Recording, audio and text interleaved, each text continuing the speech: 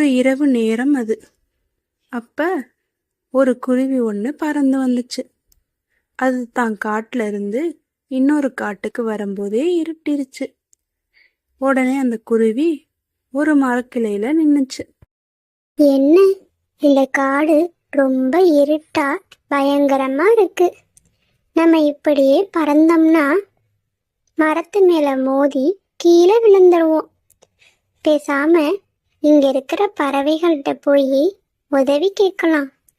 ஏதாவது ஒரு பறவை ஒரு இரவு தங்க நமக்கு இடம் கொடுத்துச்சுன்னா நம்ம இங்கேயே தங்கிட்டு போகலாம் என்று கூறிவிட்டு காகங்கள் இருக்கும் வீட்டை நோக்கி சென்றது. காகம் வீட்டில் அமர்ந்திருந்தது. அப்பொழுது கதவு தட்டும் சத்தம் கேட்டது. காகம் வெளியே சென்று பார்த்தது. வெளியே வந்து பார்த்த பொழுது குருவி நின்று கொண்டிருந்தது. காகம் குருவியை பார்த்து, நீ யார்? எதுக்கு எங்க வீட்டு கதவை தட்டின என்று கேட்டது. என் பேரு மகிக்குருவி. நான் பக்கத்து காட்டுல மர வியாபாரம் பண்றேன். நான் ஒரு வேலையா பக்கத்து காட்டுக்கு போயிட்டு வந்துகிட்டு இருந்தேன். அப்ப ரொம்ப இருட்டிருச்சு. அதான் ஒரு நாள் இரவு உங்க வீட்டுல தங்கிட்டு போகலாமான்னு கேட்க வந்தேன் என்று குருவி கூறியது. குருவி கூறியதை கேட்டுக்கொண்டிருந்த ராணிக்காகம் வெளியில் வந்து, அதெல்லாம் எங்களால உனக்கு இடம் கொடுக்க முடியாது. நீ வேற வீட்டை தேடி போய்க்கோ. இப்படின்னா யாரும் தெரியாதவங்கள நாங்க வீட்டுக்குள்ள விட மாட்டோம். நீ இங்கிருந்து போ முதல்ல.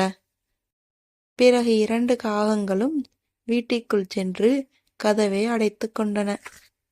மகிக்குருவி தன் மனதில், என்ன, இந்த காட்டுல உள்ள பறவைங்களுக்கு கொஞ்சம் கூட மனசாட்சியே இல்லை.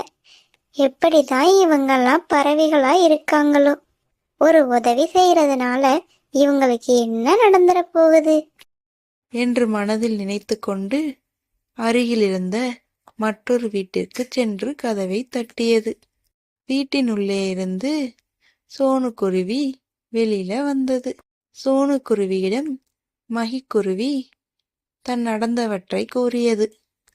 உடனே சோனுக்குருவி, பரவாயில்ல மகிக்குருவி, ஒரு நாள் தானே, நீங்க இங்கேயே தங்கிக்குங்க, எங்களுக்கு எந்தவித ஆட்சேபனையும் இல்லை என்று கூறி வீட்டிற்குள் சென்று குருவியை தங்க வைத்தது.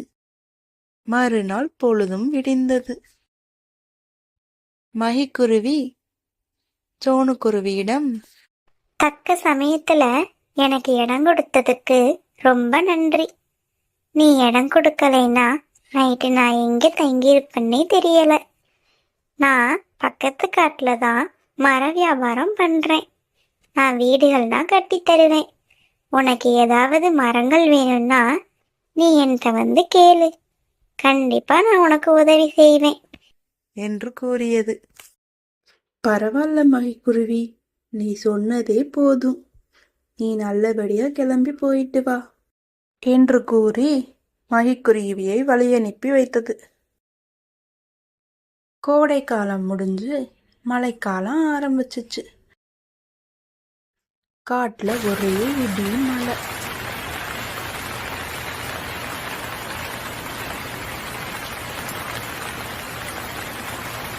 காட்டுல இருந்த எல்லா பறவைகளோட வீடுகளும் இடிஞ்சு விழுந்தது. அதுல சோனுவோட வீடு, ராணி சீனுவோட வீடு, எல்லா வீடும் இடிஞ்சு விழுந்துருச்சு. சோனுக்கு என்ன பண்றதுன்னே தெரியல. உடஞ்சு போய் உட்கார்ந்துருந்தது. அப்போதான் அதுக்கு, சரி நம்ம மகிக்குருவிட்ட போய் உதவி கேட்டா என்னன்னு தோணியது. உடனே பறந்து மகிக்குருவியிடம் சென்றது.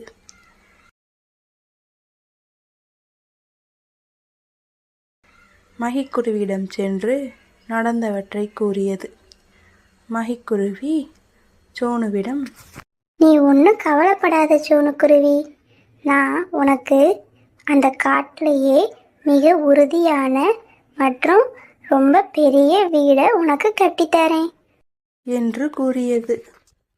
மகிக்குருவி சொன்னபடியே அந்த காட்டிலேயே மிக பெரிய மற்றும் வலுவான ஒரு வீட்டை கட்டி சோனுவிடம் கொடுத்தது. இதனை தூரத்திலிருந்து பார்த்து கொண்டிருந்த காகங்கள், தப்பு பண்ணிட்டோம். நம்ம மகிக்குருவிக்கு அன்னைக்கு உதவி செஞ்சிருந்துருக்கலாம். இந்நேரம் நமக்கும் புது வீடு கிடைச்சிருக்கும் என்று கூறி வருத்தப்பட்டு கொண்டிருந்தன. ஓகே ஃப்ரெண்ட்ஸ், ஓகே நெக்ஸ்ட் ஸ்டோரியில் நம்ம பார்க்கலாம். பாய். நம்ம சேனலை சப்ஸ்கிரைப் பண்ணுங்கள், லைக் பண்ணுங்கள் அண்ட் ஷேர் பண்ணுங்கள்.